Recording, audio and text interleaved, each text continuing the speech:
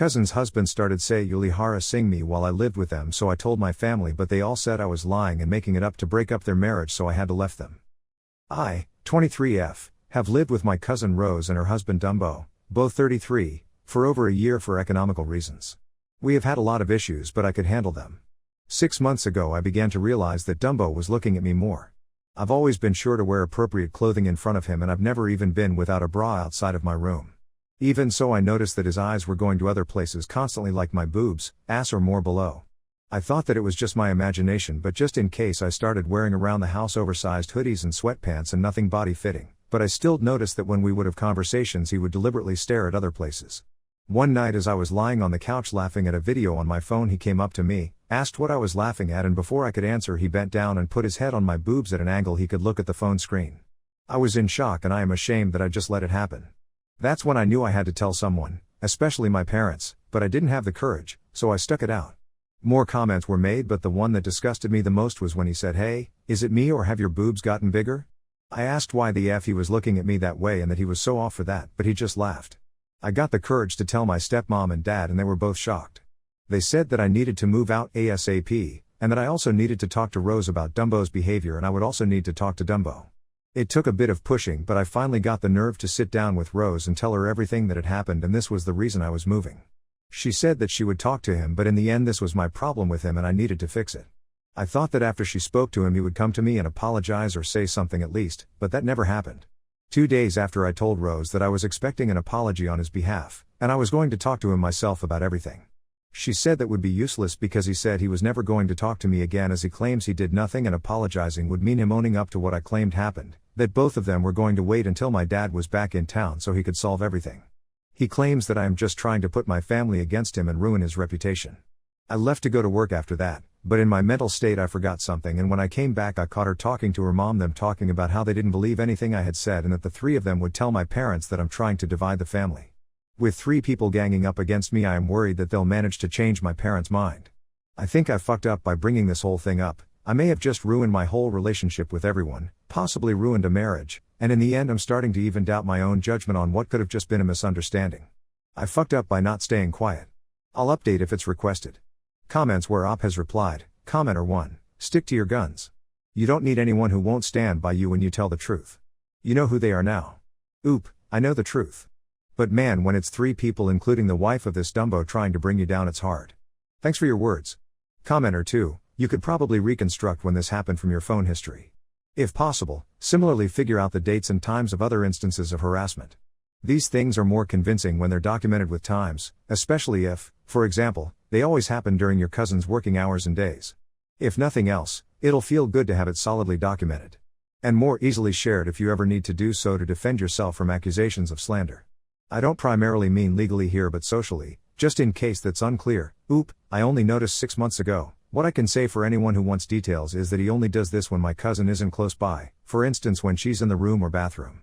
I have noted down for myself all the situations I have remembered because I wanted to be as sure as possible before bringing to light something this delicate. It's just when it's 3 against 1 you begin to doubt yourself. Update 1, November 2, 2024. Well, I'd like to say thank you to everyone that took the time to comment on my last post. It's because of you that I finally saw that I was not fucking up, even though now my relationship with basically my whole family is. Unfortunately, the result was not a pretty one. I spoke to my parents and the whole conversation was just off. To begin with, they don't understand why it took me so long to speak up. I tried explaining that for me this is a very sensitive topic, and on top of that I was scared of how everyone would react. Second, it is well known that I usually have a very strong attitude and don't have an issue with telling people to fuck off or standing up for myself, which in their eyes makes it strange that I wasn't able to do that with Dumbo. Yes, I don't have a problem with doing that to people that have no major impact on my life, and to be honest, even today I am asking myself why I didn't react this way with him. Although I wanted to, I just couldn't bring myself to do it, but I also know that if I did, Dumbo and Rose would run off to my parents complaining about how disrespectful I am, and it would have been messy either way. Third, they say things don't add up because in the end I never took their advice, which was to remove myself from the situation, and second, to have a conversation with Rose and Dumbo. I have found a nice place to live as of December 1st, and I spoke to Rose as I honestly didn't want, nor did I feel comfortable speaking to her husband in the beginning. Like I said in the first post, when I told Rose I was going to speak to Dumbo, she said no because he wasn't going to listen, and she agrees that we have nothing to talk about. I explained this to my parents, but they weren't having it. They said that I need to face Dumbo as he is the one causing the issue for me. I told them very clearly that I wasn't going to force him to sit down and listen to me, but according to them that is exactly what I should be doing. My dad says that at the end of the day, I don't know what Dumbo's intentions were and this won't get solved until he and I talk it out. That a lot of people look at me and it's not that big of a deal. He's angry that I've done nothing to solve this matter myself, and even if I know that Dumbo won't listen, that's not the point is trying. I reminded him that he wasn't just looking, it was constant comments, staring and putting his head on my boobs. I told him once again that I wasn't going to force a grown man to listen to me. But he kept on saying that I wasted their time by not taking their advice. Finally, my parents ended it by saying that because I haven't been transparent with them and it seems like I basically wasted their time, then that is how they'd like to keep our relationship, with a wall up. I had prepared myself to take a step back from my parents if needed, but the fact that they did it because I wasted their time just hurts. I feel like they went into this convo with the mindset of not believing me and nothing I could have said would have changed that. Just the fact that they're telling me to force this man that's 10 years older than me to sit down and listen, knowing damn well that because I don't want to be alone with him his wife would have to be there and she'd be jumping down my throat every 2 seconds, is like telling me to flip a hot pancake with no gloves and to try to not get burnt, knowing damn well that I will. He never offered to be moderator. I had a feeling that this would have been the result, so in a way I do feel like I did fuck up. In the end, Rose and Dumbo are perfectly happy, or so it seems. They both still have a great relationship with my parents. My relationship with all of them is messed up and I'm feeling pretty depressed. Once I move out completely I will be in a better mental state, I won't have any toxic people in my life, I'll be saving money as the new place is a lot cheaper, and most importantly I know that I still have people that love and support me even if it's very few. Once again, thank you to everyone that gave me words of support on my last post, it means so much. Update 2, November 9, 2024. I didn't expect to be updating again. I thought that everything had ended when my parents blocked me, but no. Since my last post, my parents still have me blocked, but only on social media. They have been calling me since and telling me that it's up to me to make this right.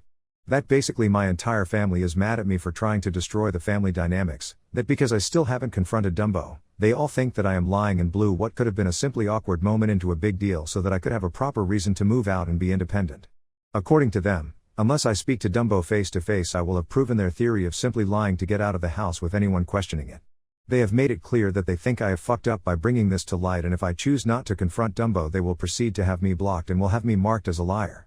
Oh my god, the pressure I have been under to speak to this man has been making me sick at this point. Yes, I could simply block my parents on everything as well, but that wouldn't stop them from showing up to my house, and I'm too much of a coward to do so anyway.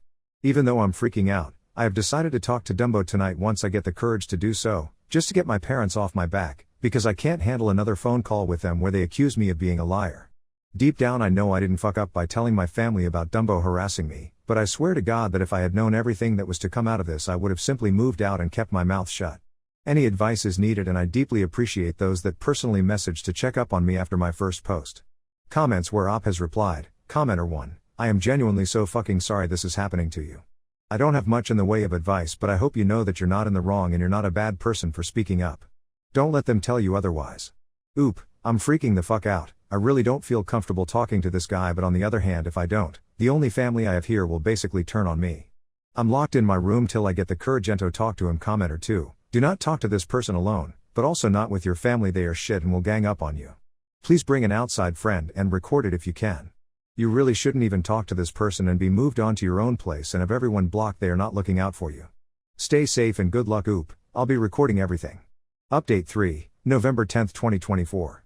To begin, I'd like to thank all of those that have given me advice and shown support during this hard time. It's given me more strength than you know. I've been asked some questions so I'll answer a few. 1. Why did I wait 6 months to bring this up? This is a very serious accusation to bring up. I wanted to be absolutely sure that I wasn't imagining anything and that I was sure of this. I was also terrified of how my family would react. 2. Why didn't I speak to Dumbo from the very beginning? I didn't have the courage and didn't know how he'd react, so I went to my parents for guidance. 3. Why didn't I bring this up until after I moved out? Simple, I thought my parents would have my back. Now to the update. After my last post, I spoke to Dumbo. Even though many advised me not to, I caved and I confronted him. I recorded the entire conversation like many suggested and even made sure to send it to a few people just in case. Dumbo was quiet the whole time I spoke and apologized, even though he admits he stands by the fact he did nothing. His wife, my cousin, Rose, was laughing, snorting and making side remarks the whole time. The urge to tell her to fuck off was big, but I didn't want to make things worse for myself. The conclusion of our talk was this: They don't want to move on from this, but we will be civil. We will keep communication to a minimum until and after I move. He will make sure to never be alone around me, and lastly that our conversation was basically pointless and that even if I had spoken to him first place like everyone said, he says the result still would have been the same, meaning we would all be divided. I told my parents all of this morning as they wanted to know how the talk went, and even though I told them this was all said by Dumbo, they still said that I was trying to justify my reasons for not wanting to have the conversation with him, and basically they think I only caved into this to prove that I wasn't lying, because in the end, I never showed any signs of abuse or said anything. They have made clear that I have dived the whole family and that it's going to take time for them to heal from the pain and distress I have caused, and that in the future, my family may or may not reach out to me again. After all of this, my biggest fuck up was how I went about this. I should have waited until I was in my new place and away from these people, at least that way a lot of this could have been avoided. Many have said that because I am 23 I am old enough to deal with this alone. To those who said this, thank you. I have learned that family will not always be there to back you up. Speaking up will never be a fuck up, but the way you go about things most definitely can be, as you can see here. If I had done, said or acted in few different ways, I think the outcome could have been a bit different. In the end, I know I still have people that love and support me. My move-out date is just around the corner and eventually my mental health will be okay. In the meantime, I will focus on packing and being around those I love. Thank you once again for all your support. This will be my final update. Comments where Op has replied, oop on her parents not believing her at all. Oop, you honestly couldn't have said it better. They have their minds set on what they believe. I'm not going to waste my time trying to change it. It's been shown that no matter what happens they find a way to make this my fault. Commenter 1. The way your parents still found a way to turn what Dumbo said as you making excuses for yourself is incredible. Unfortunately, family won't always stand by you, and I'm so sorry you've had to go through this. At least there are still people that love you. I'm sure you haven't had time to properly process this whole shit show, but please, once you move out and settle in, please take the time to grieve. In the end, this is still a loss. Sending you so much support and I'm proud of you. Oop, thank you for your support. With time I will take time and process. Next story. Stayed silent for 2 months and collected evidence after finding out my wife was cheating. She's mad when I confronted her, but I felt nothing. Hello everyone. My 30M wife, 34F, and I have been together for 8 years, 5 of them married. I thought we were the kind of couple that could tell each other any problem. I loved her deeply and always believed she felt the same way about me. Like many couples, we had our ups and downs, but I never thought it could lead to infidelity. 4 months ago, I started noticing changes in her behavior. She was more distant, always glued to the phone and avoiding our conversations. You know, the typical thing about a cheating person. Well, one day, I came across a message on her phone that confirmed what I feared the most. She was seeing someone else. It was like a punch in the stomach. I felt anger, sadness, and an overwhelming sense of betrayal. But instead of confronting her right away, I decided to wait. My main reason was to protect myself in a possible divorce. If I was going to face this situation, I wanted to have solid evidence, so I spent the next 2 months gathering messages, photos, and anything else I could use if things got legally difficult. During those 2 months, I pretended normality while the pain piled up. I watched her act like everything was fine, and with each passing day, my feelings for her faded. The love I once felt was replaced by indifference. If anyone says that love for someone doesn't go away, well, it's not entirely true. When I finally gathered all the evidence, I confronted her. I showed her everything I knew, and although she tried to deny it at first, she finally admitted that she had been having an affair. She said it was a mistake, that she still loved me, and that she wanted to work things out. But by then, I didn't feel anything anymore. I didn't scream, I didn't cry, I didn't even get angry. I simply told her that it was okay, that we could get a divorce, and that we could each move on with our lives. My lack of emotion baffled her. She said my indifference was cold and cruel, and that if I had truly loved her, I should have fought to save our marriage, which was ironic coming from her. But the truth was that I did love her, very much. Only after 2 months of living with the betrayal in silence, I just didn't care. Update 1, September 16, 2024. Wow. Honestly, I didn't expect the number of messages I've received in the last few hours. I apologize for not responding to the comments, but rest assured, I am reading them. My inbox is filled with hundreds of replies, and I'm truly surprised by the support and the number of people who took the time to share their experiences and opinions. At first, I felt overwhelmed reading so many stories from people who have gone through similar situations, some even worse. I never imagined that so many people could relate to what I'm going through. I guess it's eye-opening to see that infidelity is more common than I thought.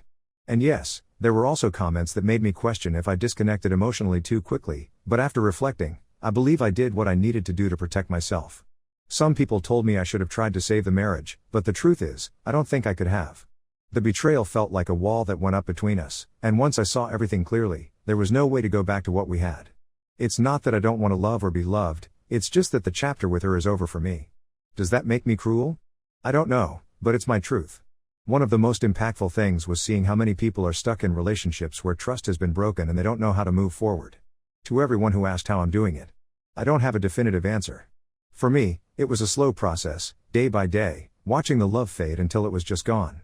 There were also some messages from people in my wife's position, those who had made mistakes but genuinely wanted to make things right. It made me think. What would have happened if I had confronted her before my feelings faded? Maybe things would have turned out differently, but honestly, I don't think so. Once trust is broken like that, it's nearly impossible to go back to what it was. Anyway, I want to thank everyone who shared their words, whether they were supportive or critical. You've given me a lot to think about, and I'm grateful for that. I'm processing all of this little by little, but if there's one thing I'm sure of, it's that, for the first time in months, I feel like I can breathe and look forward without the weight of what happened. Thanks again. Update 2, October 29, 2024. Hi everyone, for those of you who don't know, I'm the guy whose wife cheated on him with someone else and he became indifferent. I'm doing this mini update because many of you asked me to give one, but I'm lazy today, so don't expect a long one. Well, for starters, the divorce is in progress. The notice was delivered to her at one of her friend's houses, since the house we live in is mine, from my mother's side.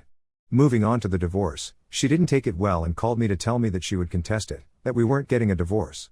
I didn't say anything, I just hung up because it bothered me to hear her voice at that moment.